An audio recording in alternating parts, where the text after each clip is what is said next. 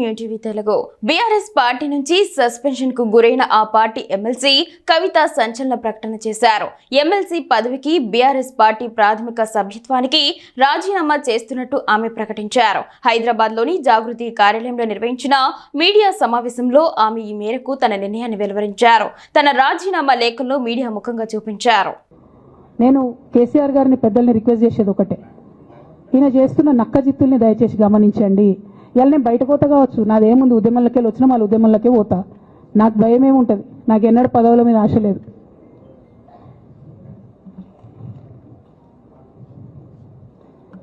Party నుంచి వచ్చిన ఎమ్మెల్సీకి speaker ఫార్మాట్లో చైర్మన్ గారికి నేను పంపుతా ఉన్నాను రాజీనామా పత్రాన్ని.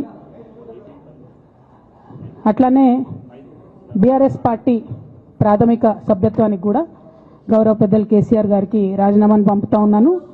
దీన్ని మన రావుల చంద్రశేఖర్ రెడ్డి గారికి తెలంగాణ భవన్కి వారికి నేను పంపుతా ఉన్నాను. ఎందుకు ఇవి ఇప్పుడే చూపించినా అంటే పదవుల మీద నాకు ఎప్పుడు ఆశ లేదు. మేము ఉద్యమంలోకి వచ్చింది ఎందుకంటే మా నాన్న ఒక్కరు ఇంత ఒంటరి పోరాటం చేస్తున్నారు, ఎంత వీలైతే అంత ఆయనకు మద్దతు ఇవ్వాలని వచ్చినాం. ఆనాడు మేము ఉద్యమంలోకి వచ్చినప్పుడు పార్టీ అధికారంలోకి వచ్చే ఆస్కారమే లేకుండే, తెలంగాణ వస్తుందో రాదే అనే అనుమానాలు అంతటా ఉండే.